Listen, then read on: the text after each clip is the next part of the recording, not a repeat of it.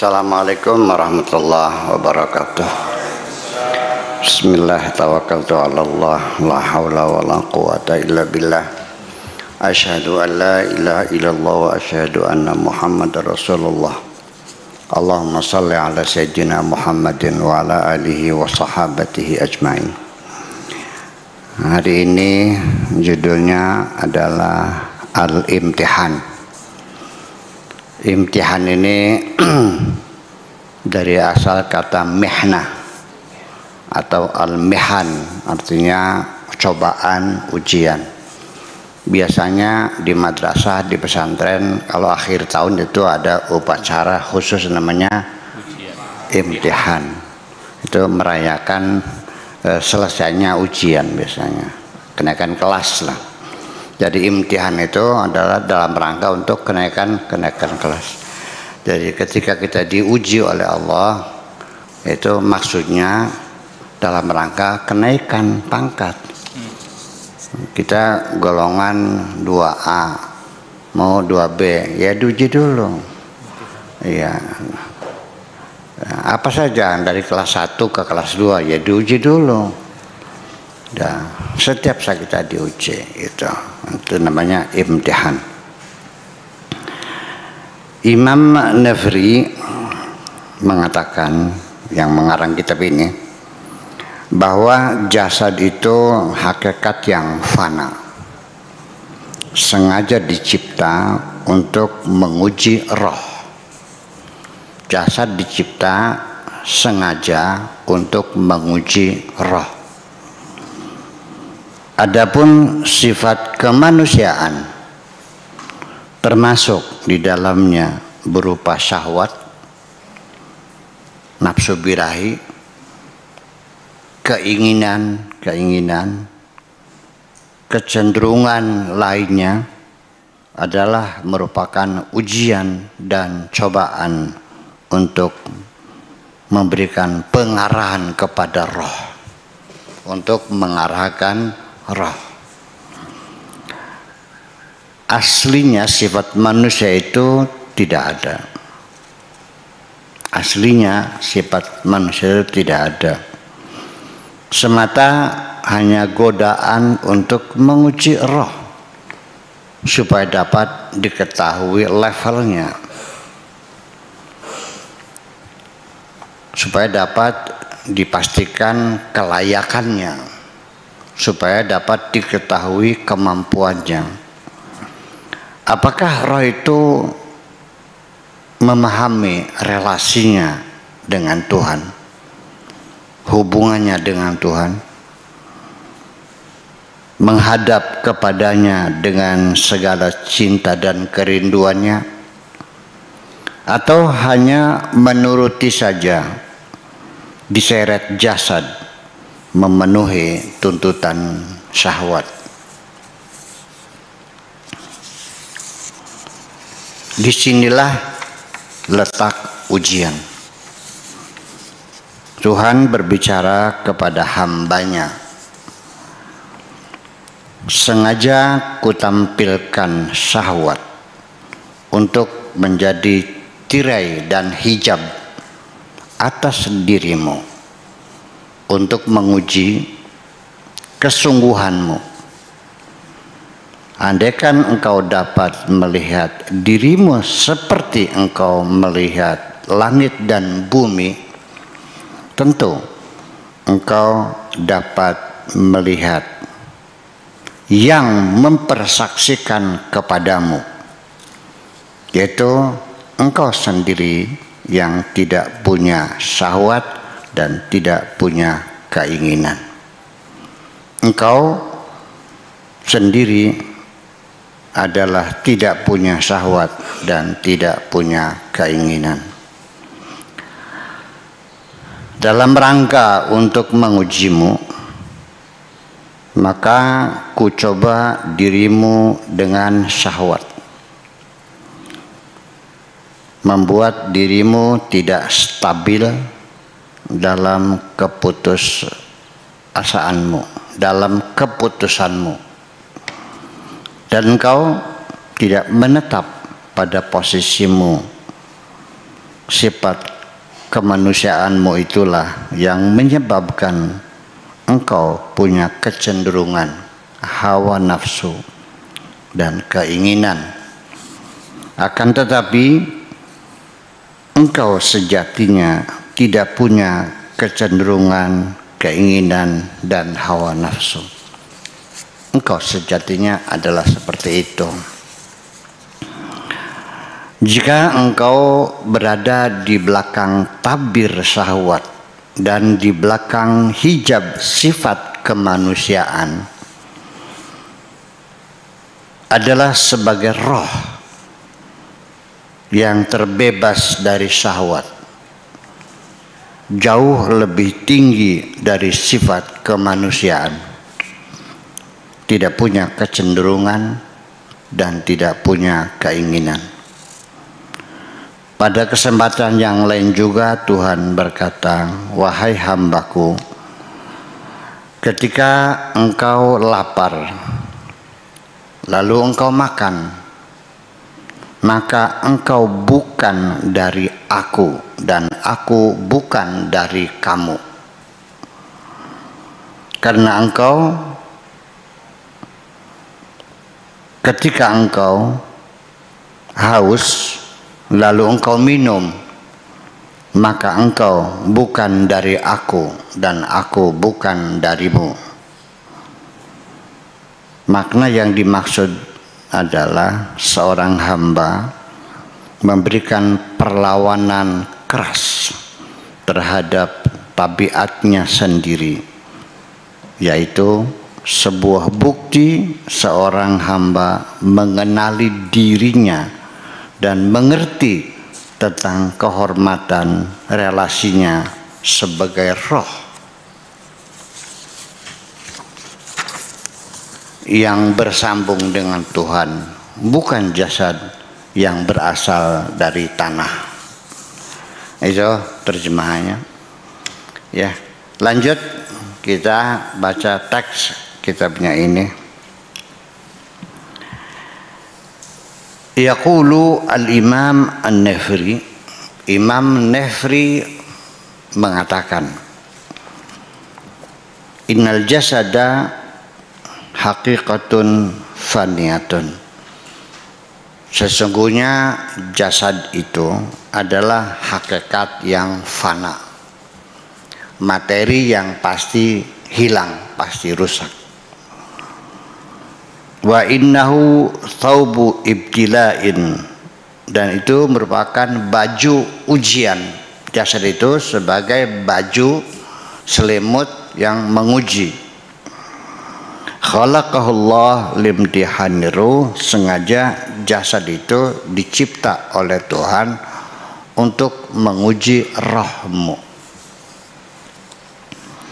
Wasifatul basyariyatu, adapun sifat kemanusiaan, bima fiha min syahawatin, termasuk dalamnya adalah birahi, syahwat, wa ahwa, dan hawa nafsu, wa raghabat, dan keinginan-keinginan, wa nazawat, dan kecenderungan-kecenderungan, hiyal ukhra, itu juga dalam bentuk lain ibtila'un wa imtihan, sebagai ujian dan cobaan juga. Ditawajjuhir ruh, untuk diketahui sejauh mana roh itu menghadap kepada Tuhannya.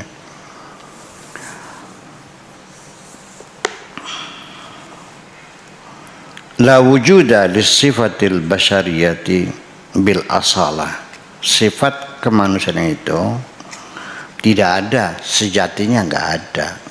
Jadi adanya hanya sifatnya bersifat nisbi. Sifat kemanusiaan itu sifatnya nisbi. Seperti saya katakan berulang-ulang, seperti kolong. Kolong itu ada nggak ada? Di mana letaknya? Di bawah ranjang. Yang ada kolong atau ranjang? Ya ada ranjang. Kolong mah akibat karena ada ranjang. Ya ada, tapi adanya nisbi. Ya, nisbi adanya. Ketika ranjangnya digulung, kolongnya kemana perginya? Ya nggak kemana-mana, ya nggak ada dengan sendirinya. Jadi adanya itu tergantung kepada adanya telanjang. Itulah maka sifat kemanusiaan seperti yang kita rasakan sendiri, kemanusiaan dengan rasa dendam, benci, lapar, haus, pengen kawin dan sebagainya. Itu aslinya mah nggak ada. Saya sebagai nisbi aja, sengaja untuk menguji kita. Itu la wujuda li sifati al-basyariyah bil asalah wa innama hiya al-ikhra. Ya, semata-mata itu hanya godaan kok, godaan. Sengaja sebagai godaan. Alladzi tukhtabaru bihi ar-ruh. Sengaja dibuat untuk menguji roh. Wa tu'rafu bihi rutbatuha, dan dengan ujian itulah maka roh kita diketahui levelnya, kemampuannya, tingkatannya, kekokohannya, dan kualitasnya. Ya, kita juga akan mencari pegawai juga diuji dulu dong. Bukan hanya sekedar selembar ijazah lalu kemudian silakan masuk, dulu diuji dulu. Ya. Ujiannya langsung. Iya. Kayak di negara-negara maju kalau nguji orang kan beneran, bisa nyupir, bisa ada SIM-nya, ada, silakan di mobilnya, silakan dilihat. Bisa bahasa Inggris enggak? Ada sekolah pernah ada khususnya ijazahnya ada. Panggil dia, sok bicara ngobrol sama dia, kan diuji. Bukan hanya sekedar selembar kertas, diuji. Bisa bongkar mobil, bisa. Panggil bengkelnya, silakan bongkar, kan gitu. Bisa nyuntik, coba silakan nyuntik. Jadi bukan katanya, nah, itu Allah menguji kita ya kurang lebih yang seperti itulah ya. Ya nggak main-main. Hal tudriku ar-ruh nisbataha ilallah. Apakah roh itu menyadari akan relasi dengan Tuhannya, hubungannya, nisbatnya?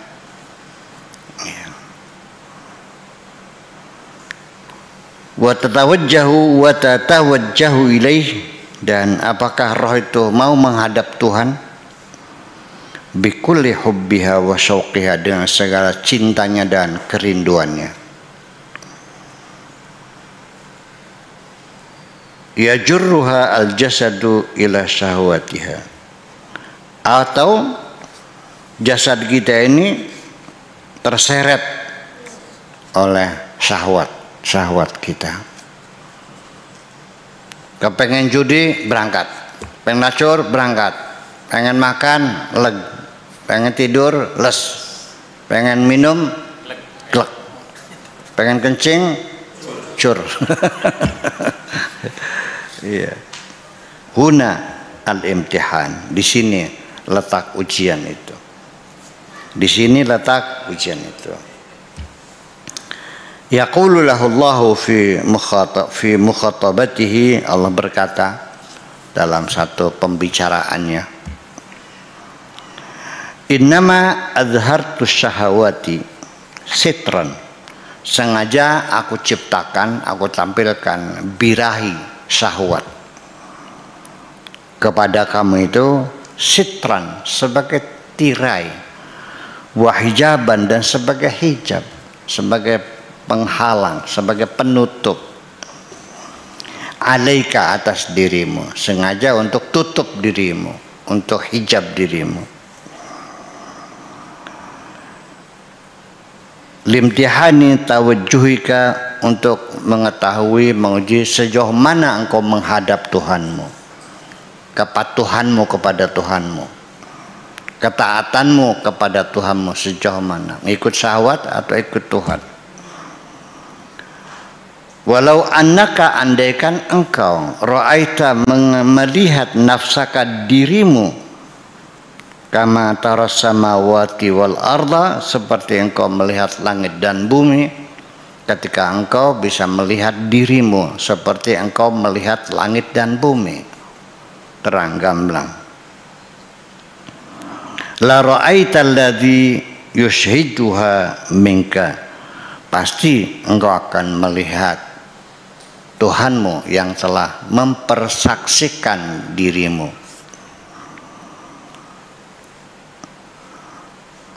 Huwa anta bila syahwatin.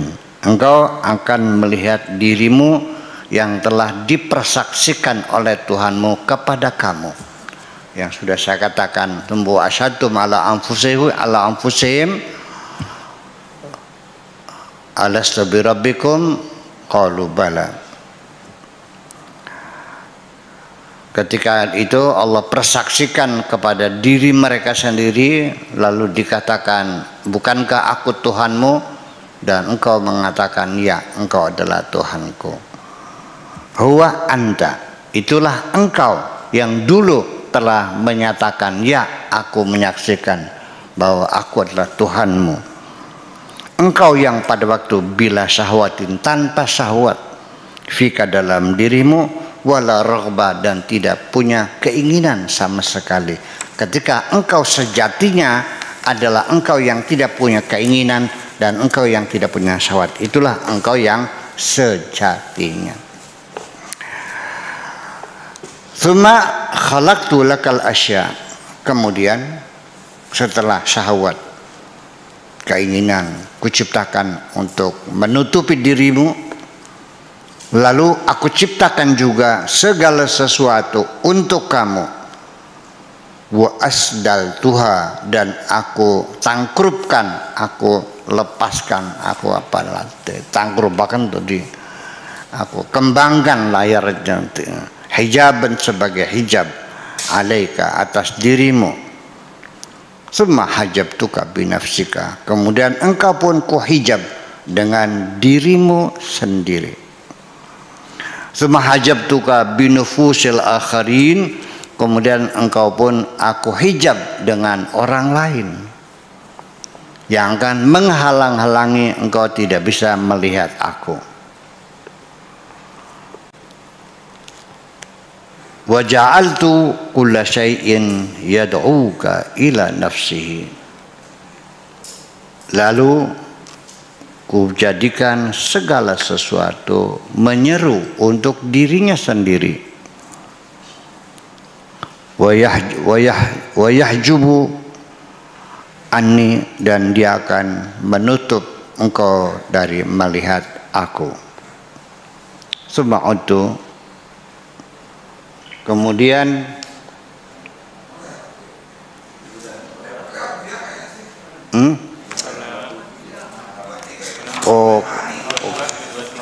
Oh iya, ini nih kebalik ini nih. Ini salah nyusun, Masya Allah, ya. Kacau balau. Ini halaman 22, 21 sininya. Sebetulnya 23 sini, kalesan ini ya halaman 23. Ininya cetakannya salah nyusun. Iya, falimtihani laka, maka demi untuk aku menguji kamu, dalam rangka aku ingin menguji dirimu, ibtalaituka bisyahwatin, aku uji kamu dengan syahwat.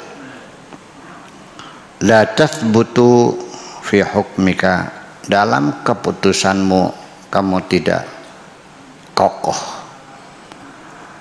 leab mencela, tidak pernah berketetapan. Wala taqumu fi maqamika, dan engkau pun tidak duduk tetap pada posisimu.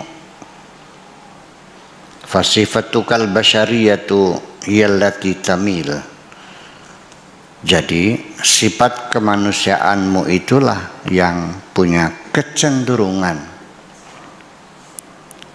Wahiyallati tahwa, dia yang berkeinginan.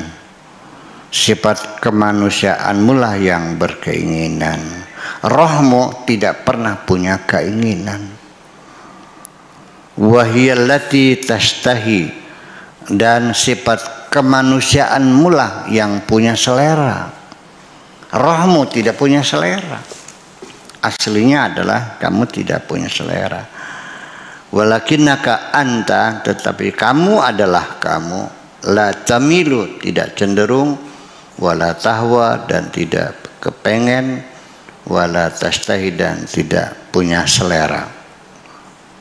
Anta min wara'i sitri syahwat, engkau ketika berada di belakang tabir syahwat, wa min wara'i hijab, dan ketika engkau berada di belakang hijab, as-sifatul basyariyatu, sifat kemanusiaan, min wara'i hijabis sifatil basyariyati, di belakang hijab sifat kemanusiaan.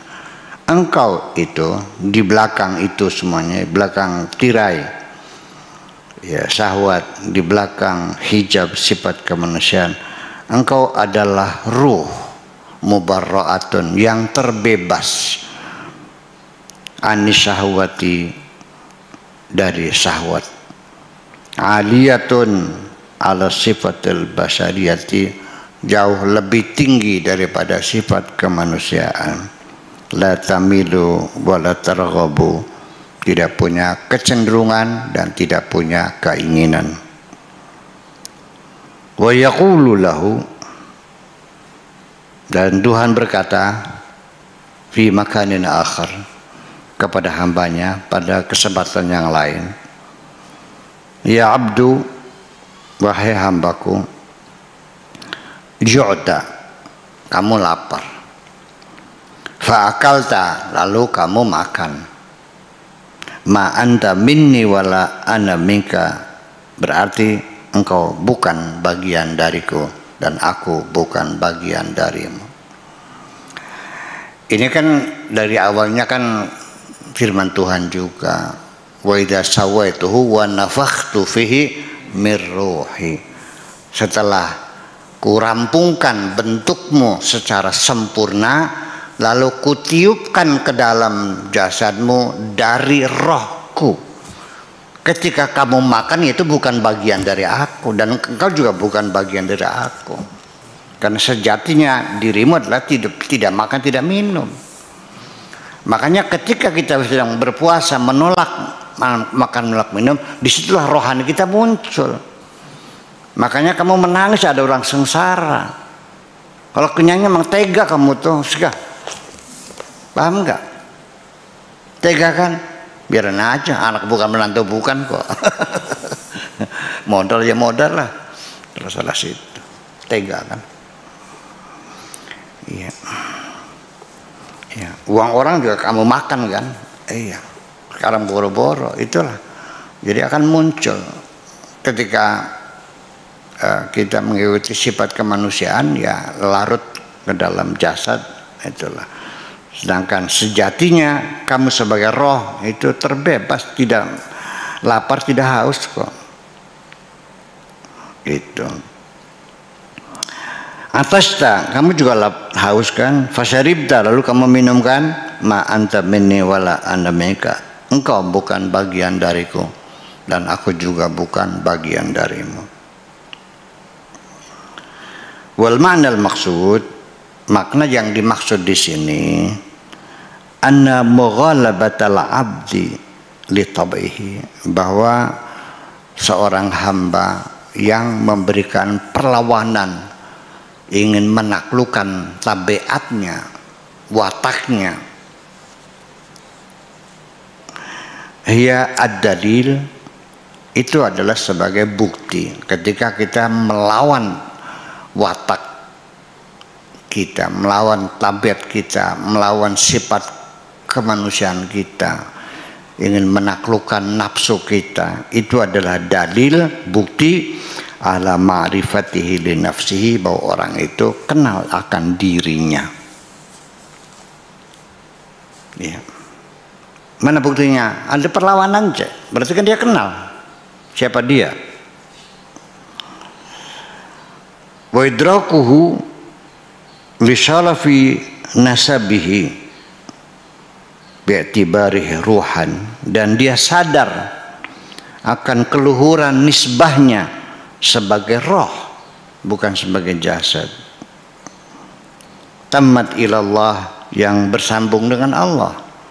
Wa nafakhtu fihi min ruhi, kutipkan dari rohku. Walaysa jasadan, dan dia bukan lagi jasad, dia sudah sebagai roh. Dia bukan jasad yang tasibu ila turab, yang berujung akan kembali menjadi tanah lagi. Tidak seperti itu. Oke, kira-kira begitulah. Terima kasih. Assalamualaikum warahmatullahi wabarakatuh. Waalaikumsalam warahmatullahi wabarakatuh. Baik, demikian tadi Sobat Himmat TV untuk kajian kita pada episode yang ketiga di hari keempat Ramadan 1442 Hijriah, dan pada kali ini sudah kita kaji tentang imtihan, dan tentu masih dengan tema yang sama, yakni mencari Tuhan, dari kitab Ro'ayatullah karya dari Dr. Mustafa Mahmud. Baik, Sobat Himmat TV, untuk selanjutnya tentu saja kita akan mengadakan dialog secara spesial di acara ini, baik secara virtual dan atau juga untuk Sobat Himmat TV yang saat ini berada di studio. Dan yang pertama ini saya akan langsung saja ke virtual. Saya langsung meluncur terbang ke Sumatera, dan ada Mas Muhammad Wahyu dari Medan. Assalamualaikum Mas Wahyu Medan. Ini lama sekali juga kita nggak ketemu, dan sekarang di siang hari kita ketemu nih Mas Wahyu. Assalamualaikum. Waalaikumsalam. Suaranya masih jauh nih Bang Wahyu. Waalaikumsalam. Selamat sore. Iya, iya. Sore. Assalamualaikum Buya, Pak Aftar. Waalaikumsalam warahmatullahi wabarakatuh.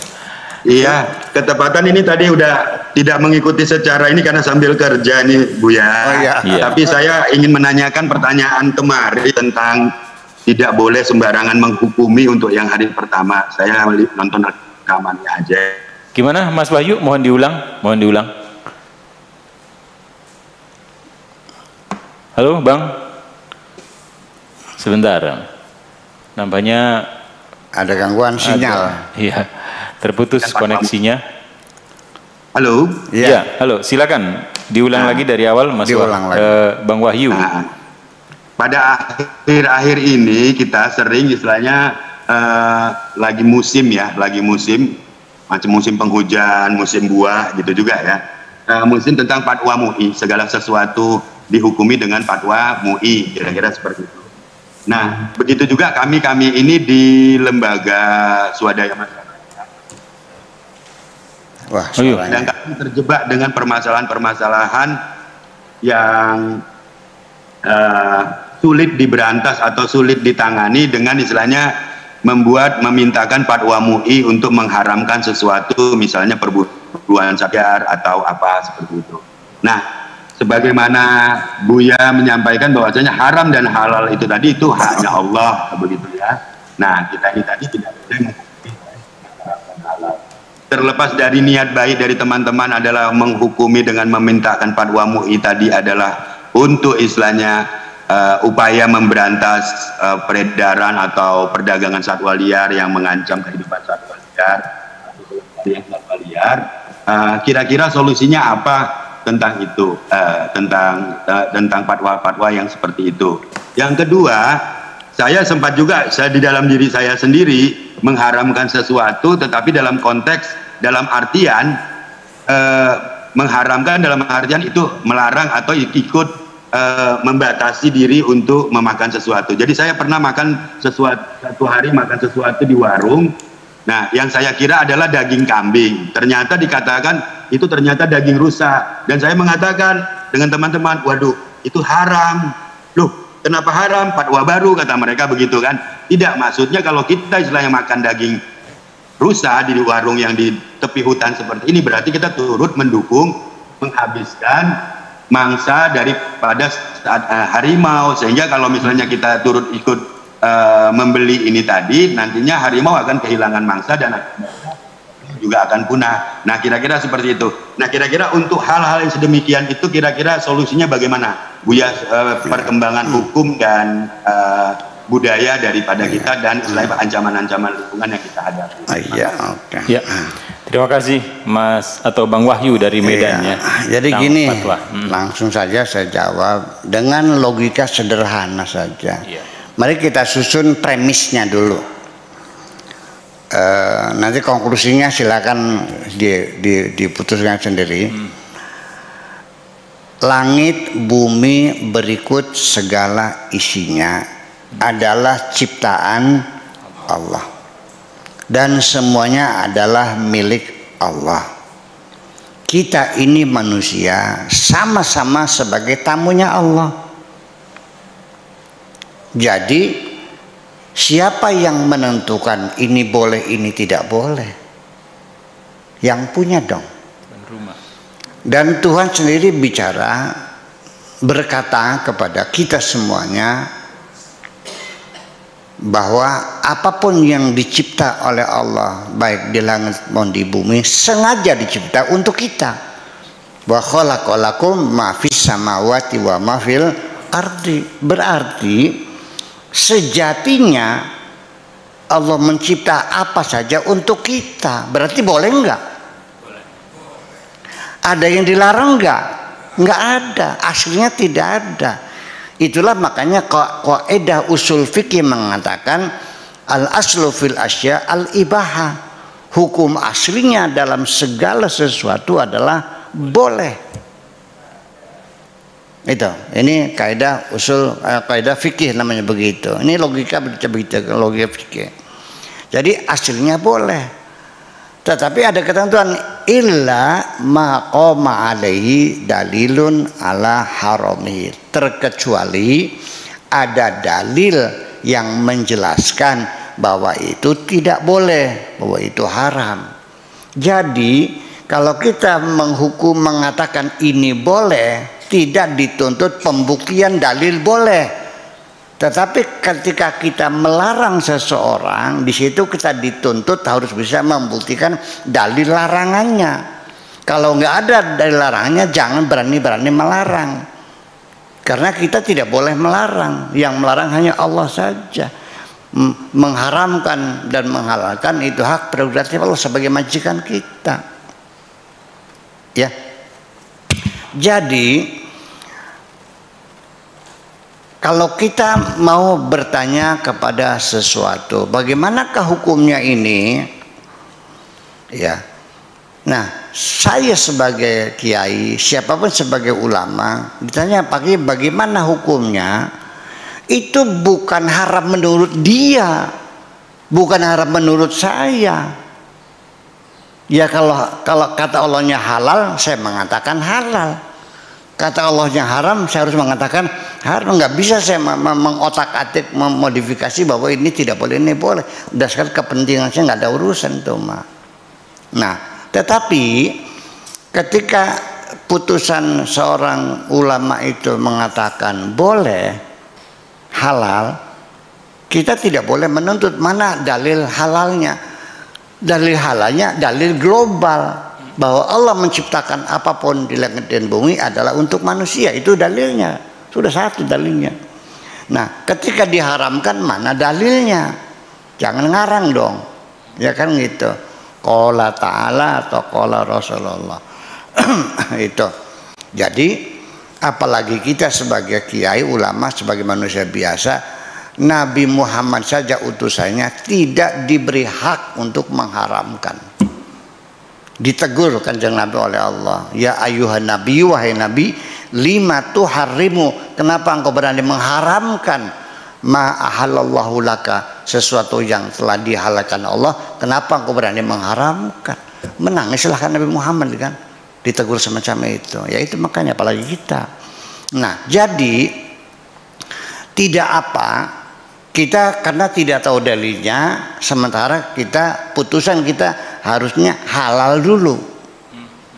Nah, setelah berselang sekian lama terbukti saya menemukan dalil yang mengatakan haram. Kita robah, kita revisi, sorry, keputusan saya salah, itu tidak haram, tidak halal tapi haram, ini dalilnya. Jadi tidak boleh terbalik, kita mengharamkan dulu lalu dirubah di tengah perjalanan dengan menghalalkan. Ini kan terjadi di MUI, kepiting itu diharamkan dulu, berpuluh-puluh tahun, akhirnya yang menikmati orang lain. Ternyata enak Pak Wahyu. Kepiting itu rasanya enak. Ternyata lidah kita dibohongin, diharamkan. Sekarang kan dihalalkan lagi. Yang betul itu dihalalkan dulu, keliru baru diharamkan. Jangan diharamkan dulu. Karena al-aslu fil asya al-ibah. Aslinya adalah halal, bukan haram aslinya. Gitu semacam itu. Jadi artinya seperti saya bilang, rokok. MUI mengeluarkan fatwa hukumnya haram. Tetap namanya fatwa MUI tidak mengikat pilihan pribadi. Saya masih merokok, Pak Edi masih merokok, masih banyak kita masih merokok. Jadi kalau pengen efektif melarang rokok, masih mending keputusan pemerintah. Itu akan mengikat hukumannya apabila merokok di jalanan raya, di taman, kan di public space, public space ya, di ruang-ruang publik, maka hukumannya didenda 100.000 kan gitu, 1 juta seperti di Singapura. Itu lebih efektif daripada fatwa MUI, karena itu putusan, itu boleh. Jadi begini, yang boleh bukan mengharamkan, tapi negara punya hak untuk melarang. Ya, burung cendrawasih itu tidak ada dalilnya haram diburu, haram ditembak, haram dijual. Tapi negara punya hak untuk melarang. Jadi negara itu bisanya melarang dan menyuruh, tidak menghalalkan, tidak mengharamkan. Umpamanya lagi, anak di bawah umur, anak kecil umur 8, 9, 10 sampai belum dewasa, itu dalam agama tidak dilarang. Ya, anak belum haid, masih 9 tahun dinikahkan. Itu agama, teks agamanya tidak ada larangan. Ya, tidak diharamkan. Negara gimana demi menjaga masyarakatnya, jangan sampai mereka akhirnya tidak berpendidikan, tidak sekolah kan gitu. Masa anak-anaknya diberangus begitu saja, tidak menikmati kebahagiaan masa anak-anak. Negara tidak boleh mengharamkan, tapi boleh melarang. Jadi Nabi juga sama. Nabi tidak menghalalkan, Nabi tidak menghalalkan, tidak mengharamkan. Nabi hanya bolehnya menyuruh dan melarang. Itu maksud saya. Jadi makanya wa ma atakumur rasulu fakhudhu wa ma nahakum anhu fantahu. Apa yang disuruh Rasul laksanakan, apa yang dilarang oleh Rasul laksanakan. Jadi bukan diharamkan dan bukan dihalalkan oleh Nabi, oleh Rasul, tidak. Nabi hanya bolehnya melarang dan menyuruh. Itu saya kira seperti itu. Jadi selagi berupa fatwa-fatwa, maka itu tidak mengikat, tidak ada sanksinya. Kita tidak masuk penjara ketika kita merokok, kecuali aturan negara. Nah, aturan negara juga ada konsekuensinya. Kalau melarang rokok, ya siap-siap masukan pajaknya akan berkurang, kan begitu. Jadi, kalaupun pabrik rokoknya dilarang di sini, juga impornya dilarang. Kalau impornya dibuka sama aja bohong namanya, kan gitu. Juga ada aturan administrasi dalam tata negaranya, kan gitu. Undang-undang dibuat secara dan ada sanksinya. Buang puntung rokok di jalan seperti di Singapura kan gitu. Nggak boleh kita di airport ya ada ruang khusus. Di taman juga nggak boleh merokok sembarangan di sana. Kan lebih efektif daripada fatwa-fatwa ulama, kan gitu. Tidak mengikat juga kok, pilihan pribadi. Iya, termasuk juga bagi yang meyakini rokok itu haram, ya silahkan jangan merokok. Tapi jangan menghinakan orang yang merokok. Dianggapnya seperti pendosa. Itu kan pendapat Anda. Dan itulah namanya fikih. Kalau fikih itu begitu, berbeda pendapat. Ada yang mengharapkan, ada yang menghalalkan. Mana yang benar? Ya tidak tahu, karena fikih itu tidak ada kepastian. Fikih itu hukum keputusannya tidak ada kepastian, bisa benar bisa salah. Semuanya adalah dugaan-dugaan, bisa benar bisa salah. Menyenggol istri, menyentuh kulit dengan istri, wudunya batal enggak? Ya ada yang bilang batal, ada yang bilang tidak batal. Ya itu Mana yang benar? Ya sama-sama dugaannya gitu aja persoalannya. Kalau pengen tahu nanti nunggu mati dulu, nanya sama Allah langsung mana yang benar gitu. Makasih kira-kira begitulah ya. Baik. Panjang lebar saya bicara aja. Iya, terima kasih. Dan untuk Kak Wahyu saya kira juga tadi secara spesifik, secara pribadi ada sikap pribadi ketika akan makan daging rusa, katanya beliau menghukumi, melarang karena dikhawatirkan satwa liar yang lain akan juga punah. Jadi itu juga sikap pribadi sama seperti halnya seperti ini. Saya kira dianalogikan apa yang dijelaskan Buya tadi. Ya. Terima kasih untuk Mas Wahyu atau Bang Wahyu yang ada di Medan. Dan selanjutnya kembali ke virtual dan saya akan mencoba bergabung dengan Mas Susilo Yanuar. Bang Susilo Yanuar. Ya, Assalamualaikum. Waalaikumsalam. Dari mana ini? Dari mana Mas Susilo? Dari Jakarta. Jakarta. Ya, silakan Mas Siapa Susilo. Susilo Yanuar. Ya. Iya. Buya, mengenai wajib dan nggak wajib ini mirip-mirip Buya. Ya. Seperti halal dan haram tadi. Ya. Seperti umpamanya kita itu sudah mampu dalam berkurban atau haji atau umroh. Itu sepertinya kalau menurut saya pribadi itu seperti wajib gitu. Tetapi dalam artian bukan wajib untuk semua orang. Bagaimana pendapat Buya seperti itu, Buya? Terima kasih. Iya. Terima kasih dan saya kira langsung Ya, saja Buya. jadi beginilah standar umumnya begini. Kita harus mengerti bahwa Allah itu mewajibkan dan mengharamkan, ya, melarang. Makanya ahkam taklifiyah itu ada wajib, ada sunnah, ada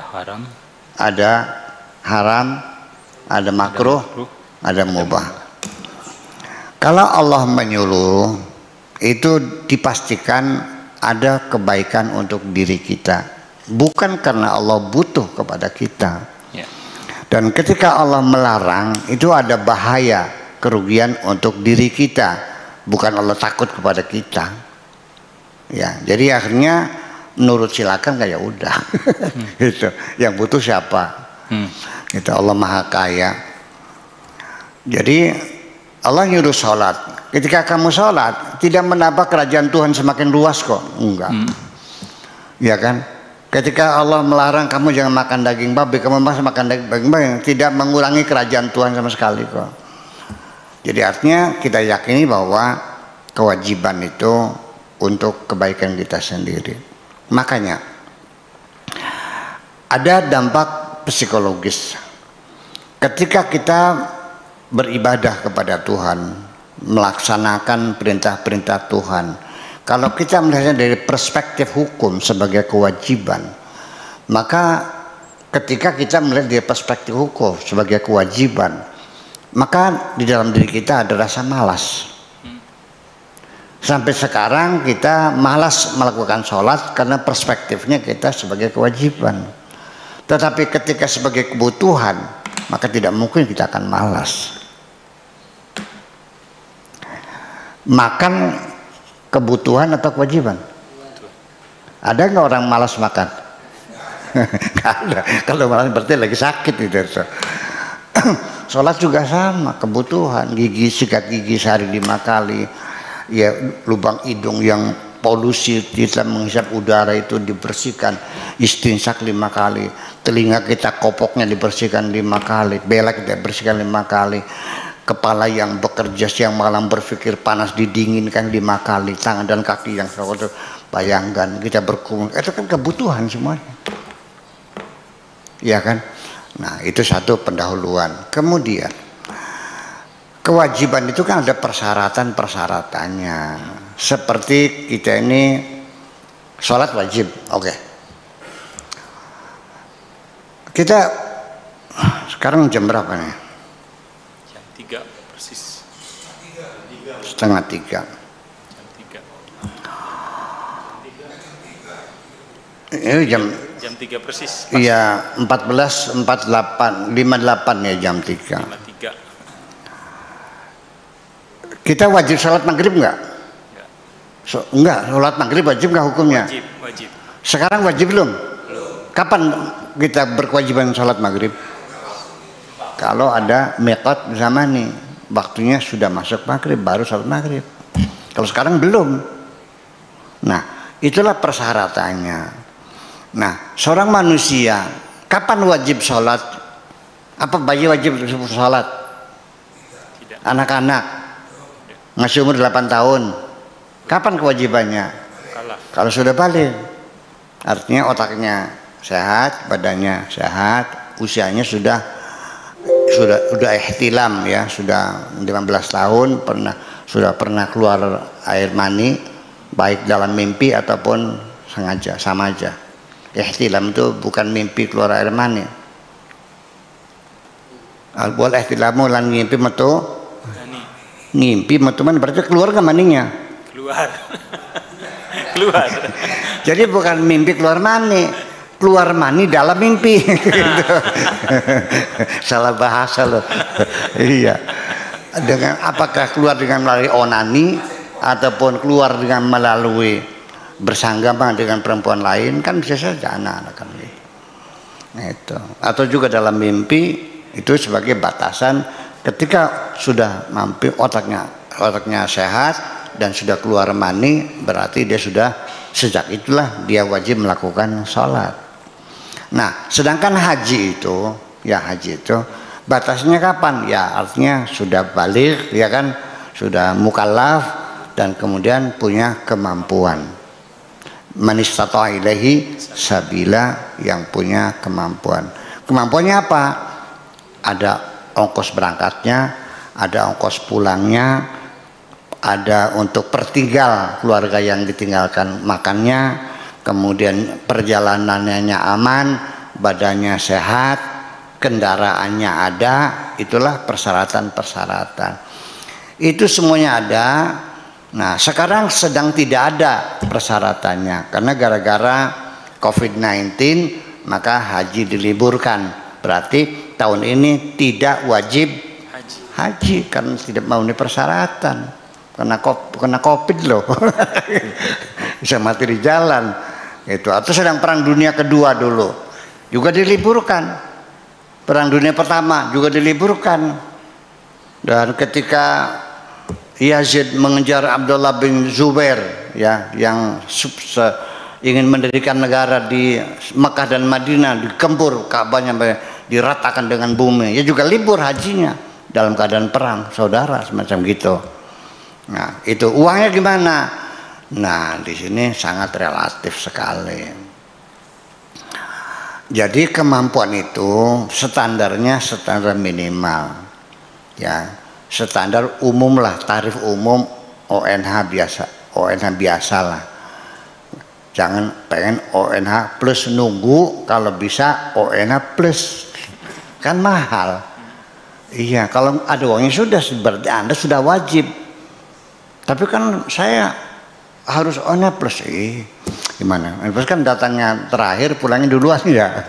Kemudian makanannya juga sudah siap saji semuanya di restoran, hanya 1 minggu kan. Nah, itu kan ongkosnya juga berlipat-lipat. Nah, jangan itu standarnya ONH biasa. Nah, kemudian lagi juga ada persyaratnya, ada muhrim juga. Ada nggak yang mendampinginya kalau perempuan kan gitu. Nah, itu persyaratan. Negara dunia lagi aman nggak, sedang perang dunia nggak, itu semuanya. Nah, sejak itu maka dia sudah kejatuhan hukum wajib melaksanakan haji. Ketika dia belum sempat karena ada kesibukan, ya memang karena ada kesibukan, orang tua sakit dan sebagainya, itu adalah sebagai alasan-alasan syar'i. Apalagi haji, sholat saja bisa ditinggal menunggu orang tua lagi nazah. Masa ditinggal sama dulu, gimana lagi? Iya kan? Selalu bisa dijama. Ini orang tua lagi patato ya dijama. Ya bapak lagi cekap-cekap itu mau ditentar pak. Lagi nazar masih ditinggal sholat maghrib dulu. Udah aja, tunggu aja dulu. Dibimbing kan gitu, masih dikodok seperti itu. Nah, jadi ada alasan-alasan yang bisa dibenarkan. Kalau tidak alasan-alasan, kita baru sebatas dosanya bukan dosa tidak melaksanakan haji, tapi dosa menunda Haji. nunda. Itu aja persoalannya. Ya dosa kecil lah, istighfar aja. Oke, gitu kira-kira. Ya. Baik, Pak Susilo Yanwar di Jakarta, demikian penjelasan Buya tentang hal wajib terutama sekali masalah haji. Sebelum ke Sobat Waima TV yang ada di studio, saya masih akan coba ke virtual kembali, dan kali ini saya coba ke Bandung, dan di Bandung sudah ada Pak Dik-Dik. Assalamualaikum Pak Dik-Dik. Assalamualaikum Pak Dik-Dik. Halo. Sebentar. Masih belum di-touch untuk unmute-nya. Mohon dibantu rekan operator. Ya, sebentar. Halo, Pak Dik-Dik. Belum terkonek. Atau kita pindah dulu ke yang lain. Di sana ada Pak Julius Agus. Assalamualaikum Pak Julius. Nah, ini juga belum, sebentar Pak Julius. Oke, ya silakan Pak Julius. Assalamualaikum Buya. Waalaikumsalam warahmatullahi wabarakatuh. Wah, ini saya santrinya Buya. Dulu pernah sekali saya ke pesantren Buya. Oh gitu. Ada fotonya nanti kita. Ya. Pasti Buya lupa karena Buya kan banyak tamunya ya kan. Silakan Pak Julius. Untuk Oke, begini, saya mau nanya. Satu adalah ada yang mengharamkan. Apakah laki-laki itu haram pakai emas? Kan katanya, wah laki-laki nggak boleh pakai emas, haram. Satu, ya kan? Kedua, bahwa kita ini dulu pada waktu kita mau lahir itu kita kan berjumpa sama Allah. Ketika Tuhanmu mengeluarkan anak Adam dari sulbi mereka dan Allah mengambil kesaksian terhadap jiwa mereka, bukankah aku ini Tuhanmu? Mereka menjawab, betul, engkau Tuhan kami. Kami menjadi saksi. Kami lakukan ini demikian agar di hari akhirat nanti tidak mengatakan sesungguhnya kami adalah orang-orang yang lengah terhadap ini. Nah ini Buya, ini kadang-kadang menarik ini ayat surat Al-Isra, surat 7 ayat 172. Kenapa? Karena kita ini kan sebetulnya dulu pernah berjanji sama Allah, oh ya kamu Tuhan saya. Nah kenapa setelah ke dunia ini kita lupa? Apa yang menyebabkan kita lupa sehingga kita melanggar, sering jauh daripada Allah, sering kita itu mengeluh. Padahal Tuhan itu dekat katanya. Kan Buya kemarin bilang Tuhan itu dekat. Lebih dekat daripada urat nadi yang ada di lehermu, kan begitu Buya. Ya kan? Nah, kedekatan kita ini sebetulnya kan bukan kedekatan secara fisik maupun jarak, tapi kedekatan yang kedekatan rasa ingin disayang, rasa ingin macam-macam lah. Karena Allah itu yang maha kan. Sehingga kita dengan rasa tadi kita minta kemahaannya itu semua untuk kita, kan begitu Buya. Kira-kira begitu Buya, terima kasih. Itu aja pertanyaan saya. Langsung sampai ketemu lagi nanti Buya. Terima kasih Buya. Assalamualaikum. Waalaikumsalam warahmatullahi wabarakatuh. Oke, tentang pertama keharaman emas dipakai laki-laki itu sebenarnya duduk persoalan seperti apa? Kemudian yang kedua tentang persaksian. Jadi keputusan fikih para ulama fikih fuqaha itu mengatakan perempuan haram pakai emas. Tetapi juga ada hadis-hadis lain yang mengatakan bahwa Abdullah bin Abbas dan yang lain sahabat pakai emas kok. Jadi di sini ada dua pendapat, ada yang boleh, ada yang tidak. Nah kalau begitu gimana? Ya terserah bagaimana memilihnya kan gitu. Iya, jadi boleh enggak? Ada yang bilang boleh, ada yang tidak. Seperti mencium istri, wudunya batal enggak? Ada yang bilang batal, ada yang bilang enggak. Tidak ada paksaan harus mengikuti pendapat yang batal atau harus mengikuti pendapat yang tidak. Silakan memilih. Nah, cuman kalau saya gimana? Kalau saya melihat begini, ketika lelaki memakai emas, termasuk baju sutra, kenapa para ulama mengharamkan? Karena begini, sifat laki-laki itu keras, tegas, berani, gentleman kan gitu. Kalau perempuan kan lembut, halus dan sebagainya. Ini ada pengaruh psikologis. Orang kalau bajunya lembut, ya, kemudian memakai perhiasan emas, ini bisa mempengaruhi lah. Nantinya jalannya lenggak-lenggok gitu ya. Nah itu. Jadi ya kita juga ada sejak kecil kan membedakan anak laki-laki ya mainnya perang-perangan, terjun-terjunan di sungai. Kalau anak perempuan mainnya kan rujak-rujakan kan begitu, sudah diarahkan semacam itu. Jadi saya kira untuk menghindari penyimpangan-penyimpangan psikologis saya kira. Tapi kalau andanya kuat, Anda sudah perkasa memang ya itu adalah kewajiban. Jadi saya tidak mau mendukung salah satu pendapat mana kuat, kembalikan kepada keyakinan kita masing-masing. Itu saya kira. Kemudian persoalan kita pernah ditanya oleh Tuhan, bukan aku Tuhanmu? Ya enggak Tuhanmu. Itu kan, tapi kapan tuh? Ingat enggak? Nah begini, kalau kita mengingat-ingat peristiwa yang lalu dan kita lupa sama sekali, ini bisa kita melakukan apa namanya, mengundang ingatan kita lama lagi. Seperti kita menyanyikan satu lagu, ya, pada di tengah-tengah lagu kita lupa. Caranya kemana? Diulang dari awal lagi. Indonesia, akhirnya ingat kan? Nah itu namanya merecall, ya, dengan cara berurutan. Atau juga kita merecall, mengundang kembali ingatan kita dengan cara tadad, paradok, kontradiksi. Ada lagi yang free association, artinya hubungan bebas. Seperti begini, ketemu sama Pak Tato, Buya, apa kabar? Kamu siapa? Saya Tato. Orang mana? Cirebon. Masa Buya lupa sih? Di mana pernah ketemu? Di Cirebon. Tanggal berapa bulan ini? Enggak ingat. Terus Pak Tato cerita, ingat nggak? Waktu itu ada beca tabrak truk. Tukang becanya terpelanting, kepalanya jatuh menimpa batu DMJ, batu petanda batas jalan itu. Terus kita bantu mereka tuh. Oh iya.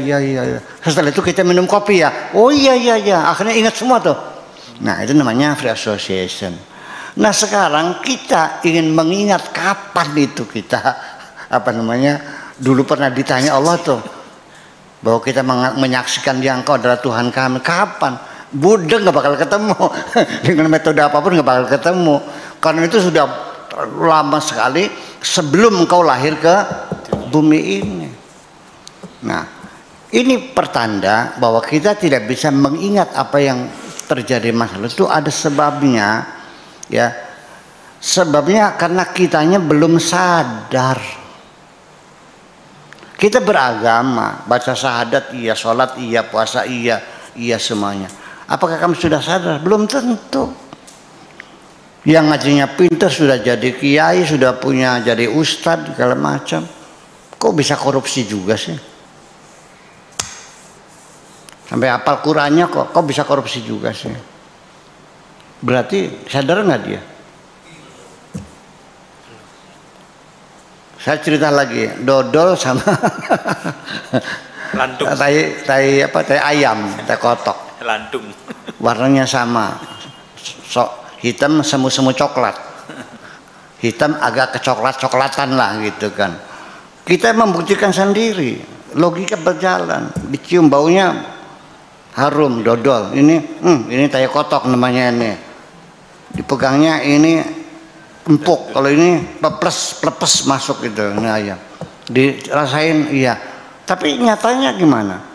Istri cantik jelita seperti dodol, ya tidak disentuh, tapi nyentuh sembelak lantung kayak ayam, ya di tempat-tempat pelacuran itu. Istrinya cantik jelita, sinting nggak?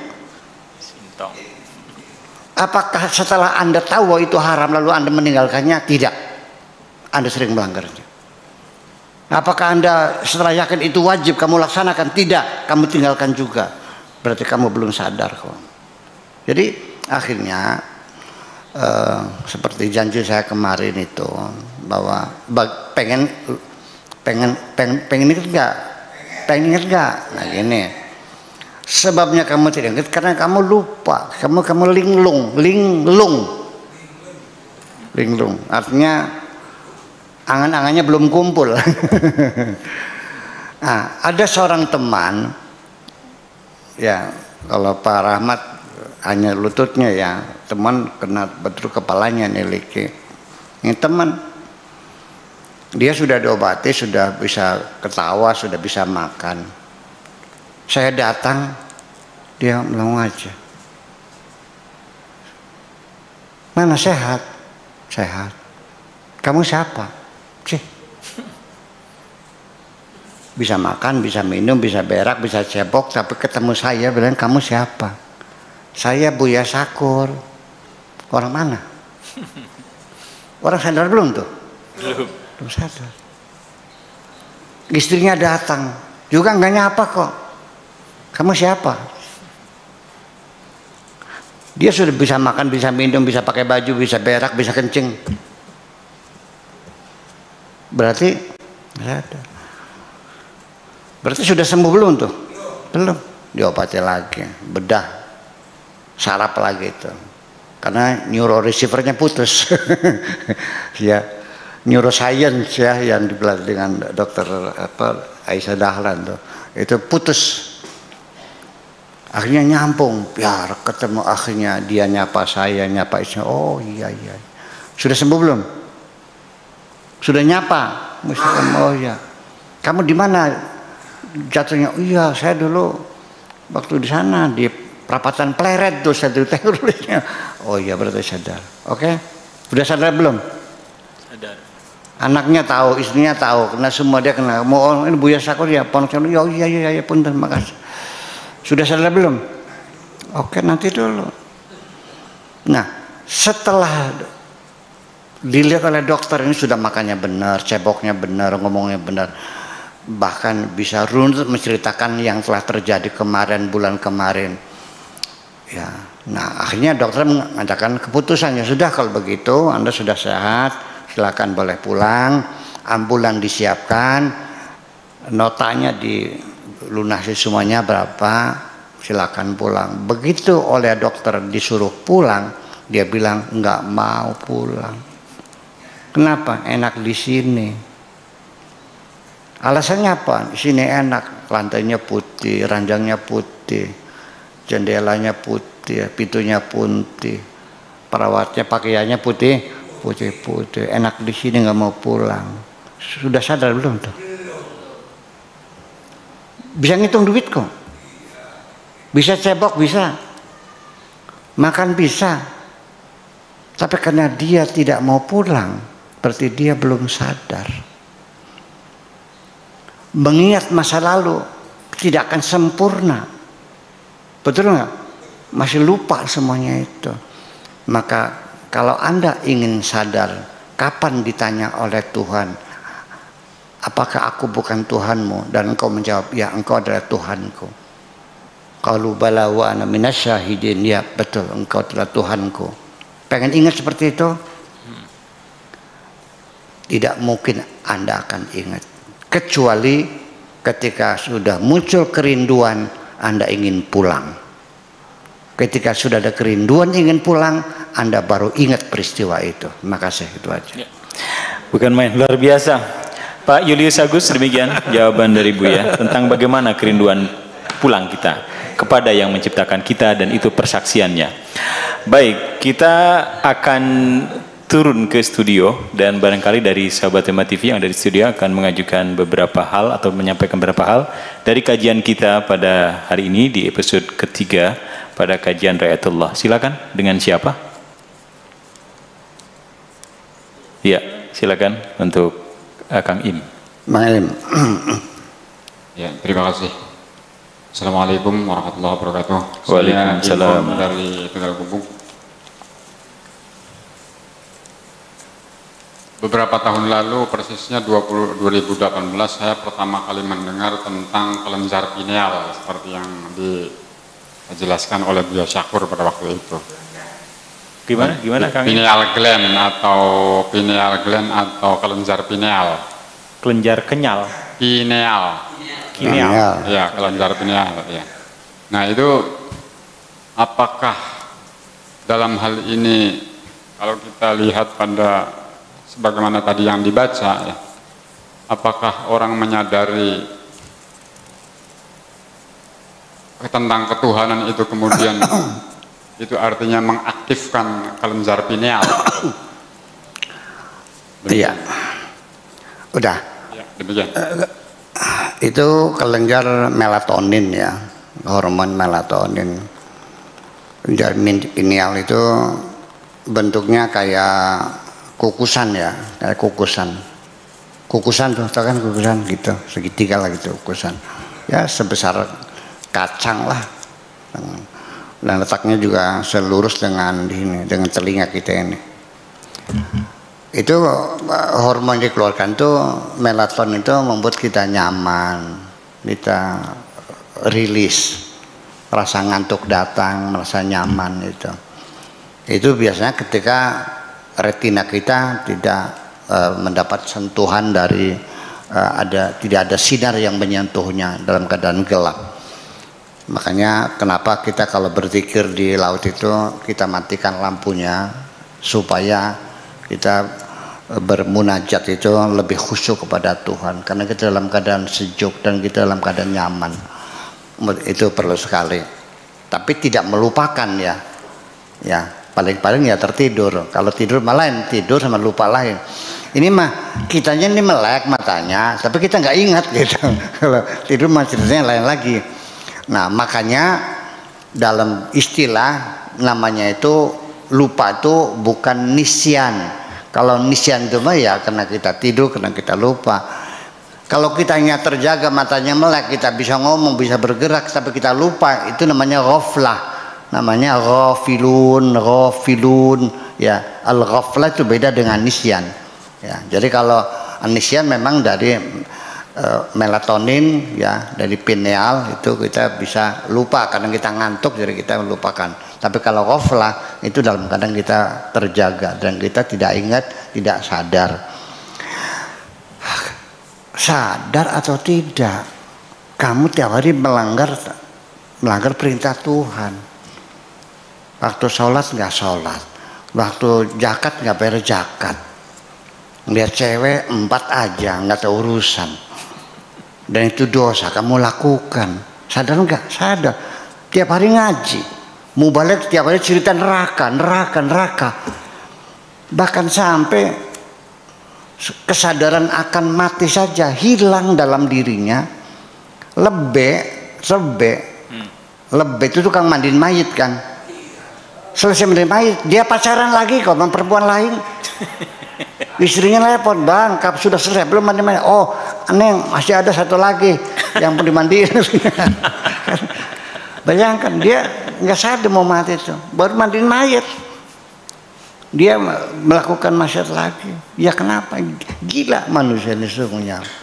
Iya, nah itu namanya kegilaan kita, namanya ghaflah namanya itu. Jadi kita minal ghafilin. Itu kira-kira semacam itu. Iya, baik. Terima kasih Kang Im untuk pertanyaan tentang kelenjar kenyal. Dan kita kembali ke virtual. Sekali lagi saya akan coba bergabung lagi dengan Pak Dik-Dik dari Bandung. Assalamualaikum Pak Dik-Dik. Iya. Alhamdulillah lancar sekarang. Silakan Pak Dik-Dik. Apa yang mau disampaikan ke Buya pada kali ini? Silakan. Tadinya saya mau nagih sama Buya pengajian kemarin Buya, tapi tadi udah dijawab pertanyaan Pak Julius. Karena kemarin Buya menjanjikan pengajian besok ingin tahu caranya bagaimana sadar untuk bahwa kita pernah ditanya tentang kesaksian akan Allah, dan tadi udah jawab udah Buya jawab ketika menjawab pertanyaan Pak Julius. Jadi sekarang yang kedua, saya yang lain saja Buya. Tadi dalam penjelasan awal dalam ceramah hari ini, bahwa semua itu nafsu segala macam dihadirkan untuk menguji roh. Ya. Itu yang saya kutip, Buya. Ya, menguji roh. Kalau saya berangkat dari penjelasan Buya tempo hari bahwa roh itu adalah bawaannya suci, dan yang menjadi pertaruhan itu adalah nafs, menjadi pertaruhan antara tarik menarik energi positif dengan energi negatif itu adalah jiwa. Jadi di sini mohon dibedakan, mohon penjelasan beda antara jiwa dengan roh. Dan kenapa roh perlu diuji? Bukankah roh selalu membawa ke arah kesucian dan bagian dari roh sang Allah hak? Itu aja Bu ya, terima kasih. Ya. Assalamualaikum warahmatullahi wabarakatuh. Iya, pertama urgensi ujian. Semua itu perlu diuji kok. Pak Dik beli emas, diuji nggak emasnya? Kan diuji dulu, digosok dulu, dikasih cairan kan tuh. Oh ya asli. Untuk apa? Supaya tahu ini berapa karat. Ya kan gitu. Dengan kemurniannya, oh ini logam mulia, ini 99%, kan gitu. Oh ini karatnya 14, 18, 21, ya kan gitu. 24 kan nggak ada ya, yang 24 23, sekian. Nah itu kan harganya kan beda. Nah apa saja kita mau cari istri ya diuji dulu, kan dites dulu orangnya jujur nggak, setia nggak, kan begitu. Kemudian jadi semua itu adalah memang hidup ini namanya kehidupan dunia ini disebut kehidupan dunia ini ujian. Makanya Tuhan sendiri telah mewanti-wanti sejak awal, pokoknya selama engkau di dunia pasti dan pasti dan pasti dan pasti akan aku uji kamu semuanya. Makanya walanabluwannakum bisyai'in minal khaufi wal ju'i wa naqsi minal amwali wal anfusi wa thamarat wa basyiris sabirin. Ini walanabluwannakum ini artinya pasti. Lamnya namanya lam taukid, namanya pasti. Lanabluwannakum nunnya nun taukid sakilah, dua double nun ya, nun taukid sakilah itu dua nun berarti sama dengan dua nun taukid khafifah, menjadi berarti pasti tidak main-main akan diuji. Dengan apa? Yaitulah dengan rasa takut, dengan lapar, kurang makan dan sebagainya. Kita selalu ujian. Kapan selesainya? Setelah kita meninggal dunia baru ujian itu selesai. Selama hidup kita diuji sendiri. Sebab bagaimanapun juga ujian itu perlu untuk mengetahui kualitasnya. Yang jadi masalah, Allah kan Maha tahu. Ngapain Allah nguji segala, kan tahu semuanya. Mungkin logikanya seperti itu. Oh iya, ini formalitas sama. Kita juga seorang dosen. Saya juga tahu ada siswa yang on ya ada, ada. Tapi tetap secara formalitas itu semua yang cerdas, yang jenius, yang on menghadapi satu ujian yang sama. Ini kertas soalnya jawab dan kita uji. Sebagaimanapun juga ujian ini adalah menunjukkan keadilan Tuhan, menunjukkan pada keadilan Tuhan secara selektif betul. Jangan sampai salah posisi, jangan sampai salah pilih. Nah semacam itu. Kemudian yang jadi pertanyaan Pak Dik adalah apa tadi? Ruh. Bahwa ruh itu kenapa diuji? Padahal ruh itu suci. Ya, karena sesungguhnya bahwa roh itu sendiri tidak ingin makan, tidak ingin minum, tidak punya syahwat. Karena roh itulah bagian dari Tuhan. Wa idza sawaituhu, ketika sudah kusempurnakan bentuknya, wa nafakhtu fihi mir ruhi, dan kutiupkan ke dalamnya dari rohku, faqa'u lahu sajidin, maka bersujudlah hai makhluk itu kepadanya. Ya, jadi kenapa iblis tidak mau bersujud kepada Adam? Karena iblis melihat jasadnya. Mana buktinya dia melihat jasad?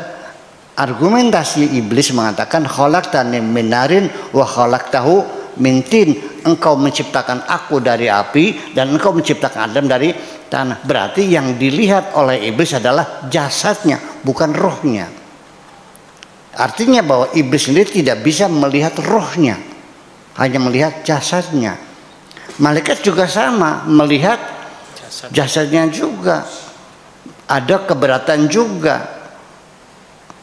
Ya kan?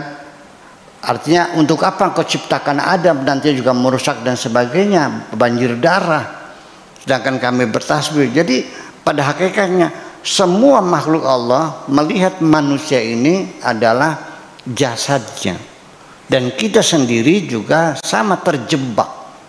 Karena jasad itu sendiri juga sebagai hijab. Jadi hakikatnya bulan puasa inilah mana puasa. Kenapa bulan puasa kita itu hebat, punya kepedulian sosial, kita menjadi dermawan, semangat ibadah terus meningkat. Padahal kita puasa, lapar, dahaga, badan lemes, betul nggak? Lemes ke badannya? Tapi kenapa bisa sholat setiap malam 23 rakaat? Setelah itu kemudian bisa tadarus sampai jam 12 malam. Andaikan engkau, Pak Afkar, dalam keadaan tidak puasa, sanggup nggak sholat sunnah 23 rakaat? Baca sampai malam, sanggup nggak?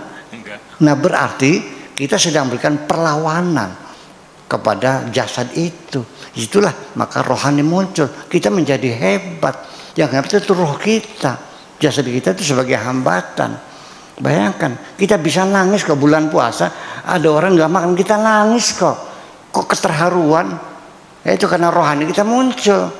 Begitu pun kita kenyang, tega kok kita boro-boro nolong orang, buang orang-orang yang diembat juga kok. Ya kan begitu semacam itu. Nah, jadi artinya di sini bahwa rohani itu adalah tapi saya harus berhati-hati ya, nanti banyak ulama yang nggak paham lagi nih.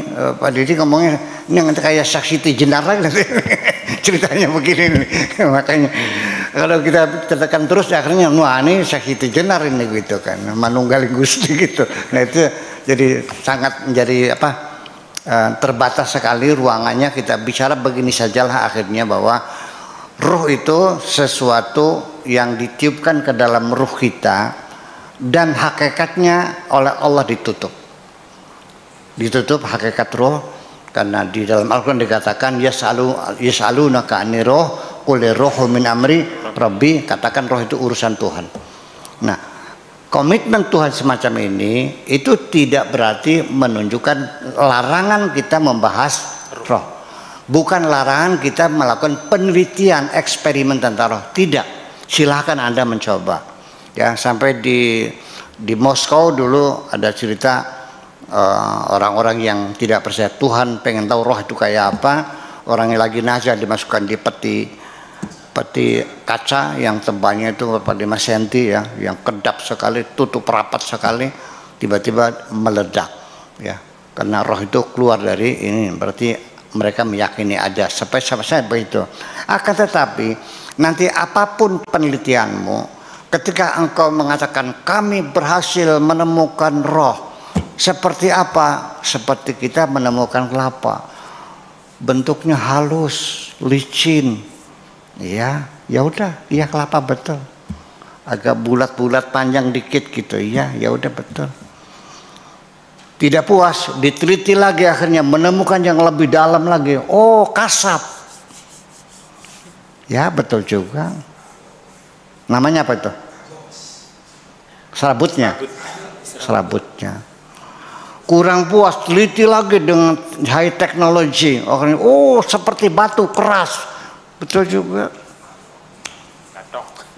Namanya batoknya kan. Nggak puas juga, teliti lagi dengan high technology, dengan very sophisticated technology yang sangat canggih sekali. Oh, lembek katanya, seperti lembut. Iya betul juga. Kurang puas lagi. Oh, berupa air katanya. Iya betul juga. Akhirnya yang terapa kentosnya lagi. Di penghujungnya tetap kita akan mengatakan kami tidak tahu. Itu masalah roh. Karena Allah sudah menjamin qul ruhu min amri rabbi, bahwa roh adalah urusanku, bukan urusanmu. Kau yakin ada, yang penting buktinya yang menyebabkan kita bisa hidup, bisa bergerak, bisa bernapas, bisa melihat, itu adalah karena di dalamnya ada roh. Begitu roh kita sudah pergi, kita akan menjadi bangkai. Tetapi mana hakikatnya oleh Allah tidak dilarang, tapi kamu tidak akan mampu untuk mengenali roh itu macam itu. Saya kira kita terima saja, apalagi penelitian di seorang polisi juga ketika meneliti suatu seorang kriminal pembunuh, boleh kan kesimpulannya tidak tahu.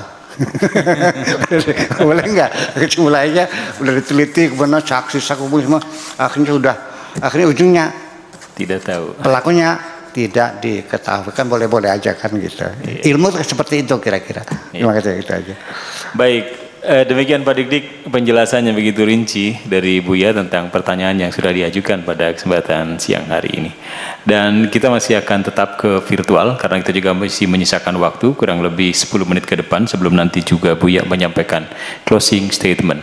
Barangkali satu lagi dari virtual yang akan saya coba untuk bergabung. Mas Nanang Ruhyat kali ini, silakan Mas Nanang dari Jakarta.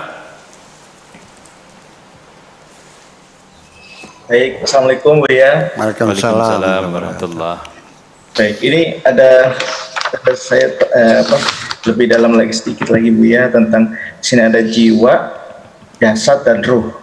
Kemudian ada hati. Hati itu ada hati jasmani, hati rohaniah.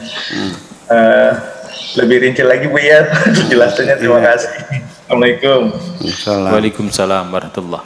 Iya, jiwa, sadar, hati dan ruhani ini Buya. Ya. Ini dalam bahasa Arab variasinya banyak banget ya. Ada ihsas, ada domir, ada fuad, ada qalb. Banyak banget ini. Apalagi? Ada lagi apalagi asy'ur. Ini semuanya itu adalah gejala-gejala itu semuanya ya. Ada fuad, ada qalbun, ada syuur, ada dhamirun, ada ihsas, kita ada jiwa, ada rasa, ada apa macam sanubari ya, ada hati. Sesungguhnya adalah satu, intinya yang itu adalah roh sendiri. Nah, yang menghidupkan hati, menghidupkan rasa itu semuanya roh. Panca indera itu karena ada roh, jadi ada energi ya, seperti energi. Jadi kalau satu energi, satu materi yang tidak punya massa kan namanya partikel elementer. Nggak punya massa seperti foton itu kemudian.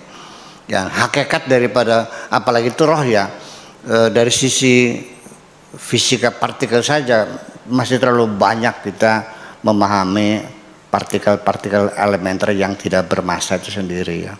Kita hanya memahami gejala-gejalanya saja.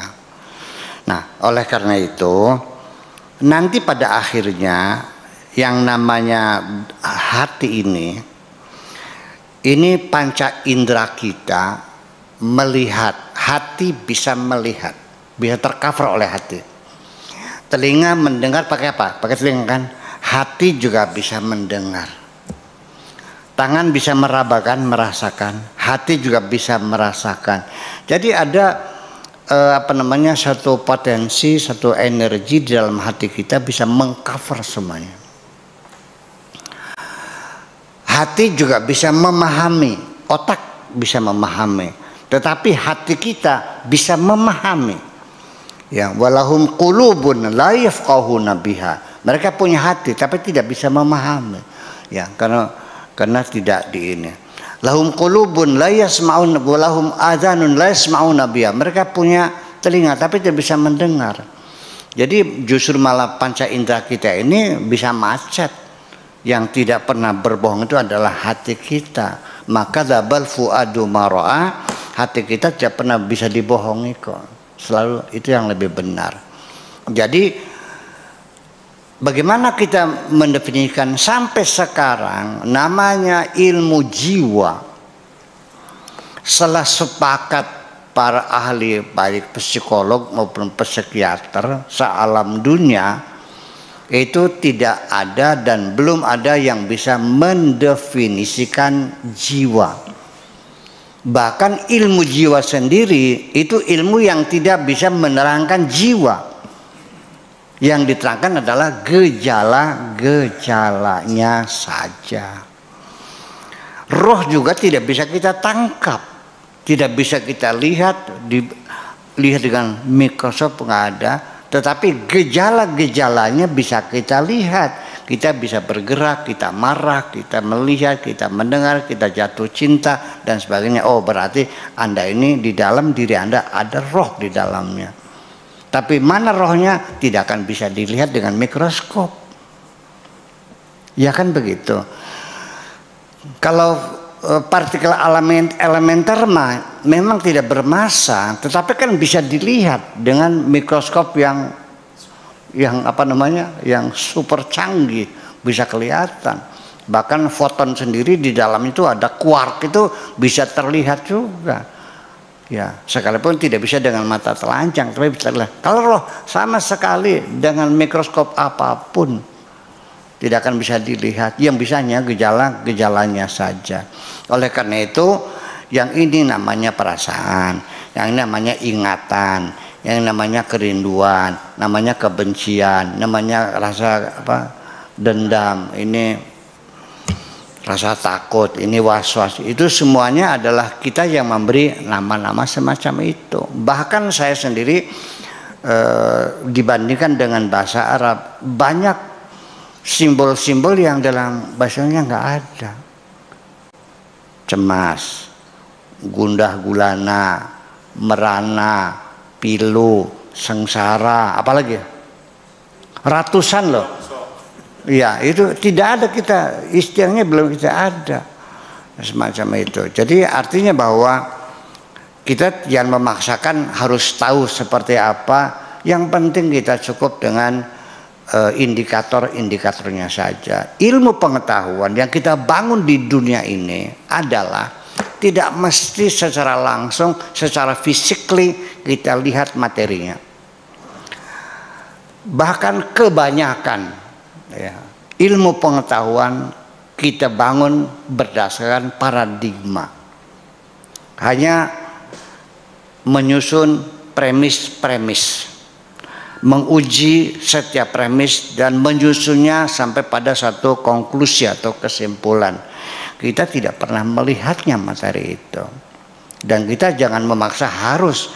Begitu kita melihat ada asap, sudah kita yakini berarti di situ ada apa. Kita yakin ada apa. Mana buktinya? Saya melihat asap. Tetapi nggak melihat asap. Enggak, ya nggak mesti harus. Terlalu banyak kita. Anda dulu pernah nggak merasa gelap gulita dalam perut ibumu? Enggak kan? Kita nggak melihatnya kan? Tapi yakin nggak? Iya. Karena ketika Anda sudah dewasa, Anda melihat bagaimana bayi dilahirkan, bagaimana sebesar apa perut ibu dan sebagainya. Kalau orang itu IQ-nya berapa? Mengukur IQ juga nggak bisa dibuka, dihitung seperti ngitung matematika 1, 2, 3 ngitung biting, ya kan? Kita kan dengan pertanyaan, dengan kita nilai, oh ini IQ-nya ini 110 lah, ya sedang lah, ya. Kalau 100 kan pas-pasan, 110. Kalau ini 120 cerdas, ini 130. Ini dari mana tahunya? Dari bagaimana dia menjawab pertanyaan-pertanyaan. Jadi banyak berbagai kesimpulan-kesimpulan ilmiah, kita hanya mengenal indikator-indikatornya saja. Itulah kira-kira. Nah, akan tetapi itulah makanya karena ilmu itu dibangun berdasarkan paradigma yang baik eksperimentalis maupun paradigma yang non eksperimentalis. Makanya sifat ilmu tetap bahwa ilmu tidak punya kepastian yang mutlak. Kapan-kapan selalu direvisi. Tidak ada ilmu yang pasti. Ilmu fisika yang ilmu pasti ternyata sekarang tidak pasti. Kapan-kapan selalu direvisi. Kenapa? Karena kita tidak bisa melihat sesuatu dari berbagai sudut yang sempurna. Kita hanya mampu melihat dari sudut tertentu. Itulah kira-kira sifat keilmuan. Ya, gitu. Sudah terjawab semuanya? Baik. Oke. Iya, demikian satu penanya yang tadi sudah disampaikan oleh Mas Nanang Ruyat dari Jakarta, dan kita masih punya waktu sesi terakhir, dan itu artinya kita masuk pada sesi closing statement. Dan Buya, Dipersilakan untuk memberikan closing statement untuk episode kali ini. Silakan Buya. Ya. Jadi nanti pada akhirnya kita datang ke Tuhan, ini mencari Tuhan. Ada orang yang masih baru akan mulai mencari Tuhan seperti saya. Ini kan baru sedang akan mulai belajar benar. Ya, ada yang sudah mulai, ada yang baru mulai, ada yang dalam perjalanan. Nanti ada namanya mubtadiin, ada sairin, ada wasilin. Ada yang baru mulai, ada yang sedang di tengah perjalanan, dan ada yang sudah nyampe. Nah, ini di ruangan ini ada nggak yang sudah wusul, sudah wasilin? Belum. Masih. Patato. Perjalanan patato. Iya. Nah, itu nanti kan kadar keimanannya kan berbeda-beda. Iya. Ya, nanti ada tahapan yakin, ada ainul yakin, ada lagi hakul yakin, ada yakin, ainul yakin, terus ilmul yakin, terus hakul yakin. Itu kan begini.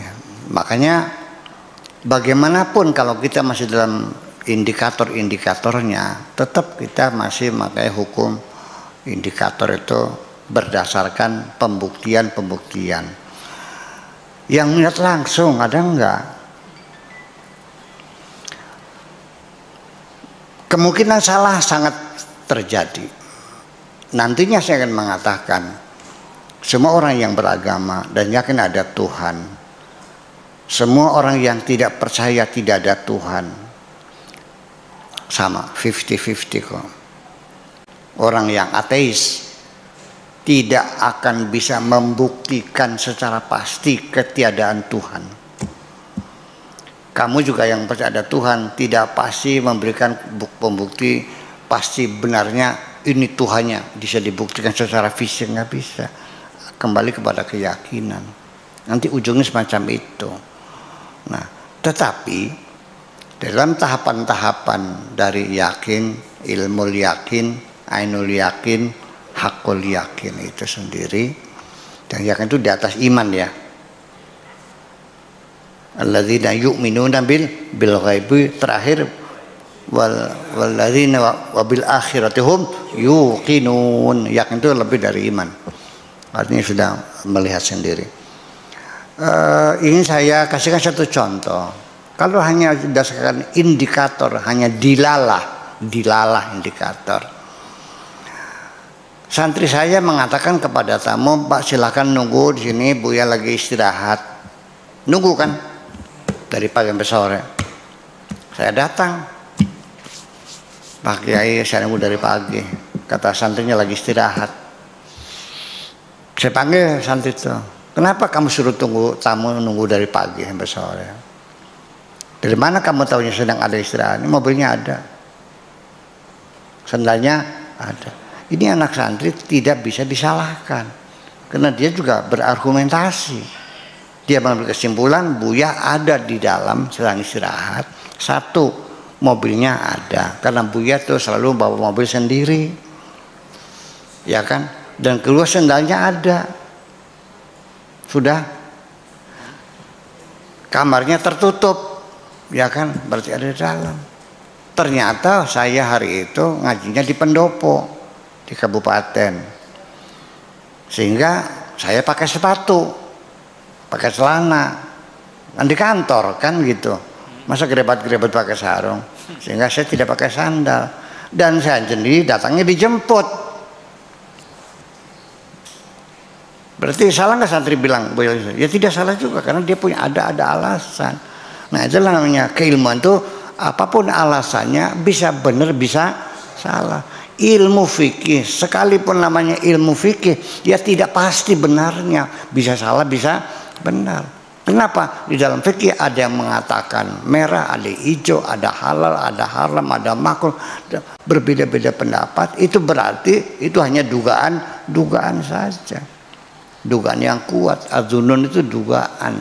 Nah, maka oleh itu kesimpulannya bahwa pada akhirnya kita sendiri juga meyakini adanya Tuhan tuh masih banyak orang berakidah berdasarkan indikator-indikatornya, yaitu ciptaannya. Ada langit, ada bumi, boleh saja silahkan. Ya, yakin ada Tuhan, yakin. Mana buktinya? Ada langit, ada bumi. Berarti masih ada yang menciptakan. Semakin hebat ciptanya, semakin hebat sang pencipta. Ada mobil, apa ya? Mobilnya mobil apa ya? Mobil kijang dia. Pinter gak yang bikin? Yang bikin BMW? Pinter mana? Pinter BMW. Yang bikin Mercy 600, yang bikin Lamborghini, yang bikin Bugatti, bikin Ferrari, makin hebatnya ciptaannya menunjukkan semakin hebatnya yang menciptakannya. Lebih hebat mana yang buat pesawat dengan yang buat matahari? Nah, itu kan logika. Tapi kan nggak, karena belum pernah melihat Tuhan kan. Nabi Musa juga ingin melihat, ya Allah, nongol dong. kata Musa, Tuhan nongol dong, gue pengen lihat lo. Rabbi arini andur ilaika. Bahasa Indonesia nongol dong, gue pengen lihat lo gitu. Hari ini andur ilaika, hari ini muncullah engkau, ya perlihatkan kepadaku andur ilaika supaya aku bisa melihat engkau. Nggak bisa. Ya, malah disuruh karena maksa. Oke, kalau begitu lihat gunung. Ya, fa in istaqarra makanahu fasaufa tarani. Musa, nggak bakal mampu kok melihat aku. Ini petunjuk dari Al-Quran. Jangan minta pengen bisa melihat Tuhan, nggak bakal bisa. Matamu dicipta tidak akan mampu melihat zat Tuhan kok. Iya, nggak akan mampu. Lihatlah bulan, ya lihatlah apa gunung. Ketika engkau melihat gunung itu tetap tidak bergerak, engkau bisa melihatku. Falamma tajalla lil jabali, ketika Tuhan bertajalli kepada gunung, dakka, gunung itu meledak. Wa kharra Musa sa'iqa, dan Musa jatuh tersungkur. Wa qala tubtu wa ana awwalul muslimin. Ampun Gusti, tidak lagi udah aku percaya. Tidak bisa melihat, kan nggak bisa gitu. Itu nanti pada akhirnya yang melihat Tuhan pun tentunya bukan dengan mata ini. Laisa bil basari bal bil basirah.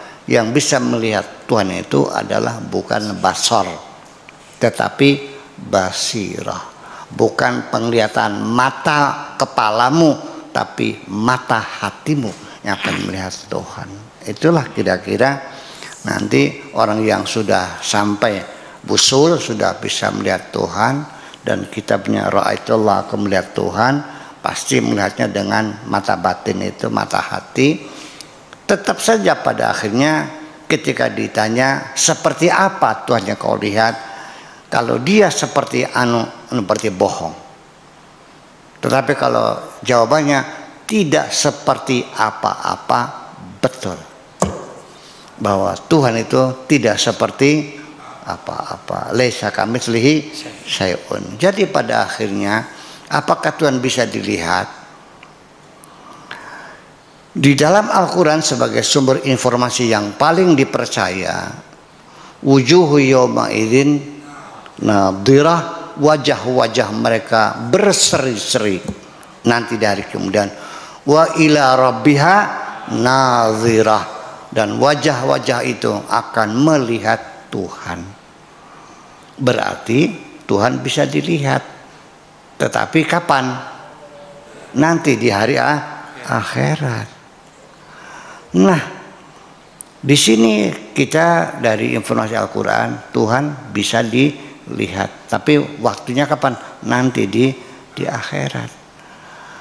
Ada lagi yang mengatakan tidak bisa dilihat sama sekali. Ada pendapat ulama antara Mu'tazilah sama Ahlussunnah wal Jamaah, Tuhan bisa dilihat atau tidak. Masing-masing punya alasan, tapi saya tidak mau bertengkar. Artinya mengatakan tidak bisa dilihat, oke, nggak ada masalah. Yang bisa melihat juga oke, nggak ada masalah. Yang penting jangan bertengkar. Sebab ketika orang yang meyakini Tuhan bisa dilihat, Tetapi ketika saya nanya, seperti apa Tuhan yang kau lihat? Ketika jawabannya tidak seperti apa-apa, ya betul juga. Betul nggak? Tapi kalau Tuhan seperti ini, waktu setan betul ya. Bahwa Tuhan tetap jawabannya tidak seperti apa-apa. Dan Nabi Muhammad juga pernah melihat Tuhan di Sidratul Muntaha dalam kisah Isra Mi'raj. Satu-satunya manusia yang bisa melihat Tuhan adalah Kanjeng Nabi Muhammad. Dan kalau kita tanya Kanjeng Nabi seperti apa Tuhanmu, tetap dia akan mengatakannya laisa kamitslihi syai'un, Tuhanku tidak seperti apa-apa. Terima kasih, begitulah kira-kira.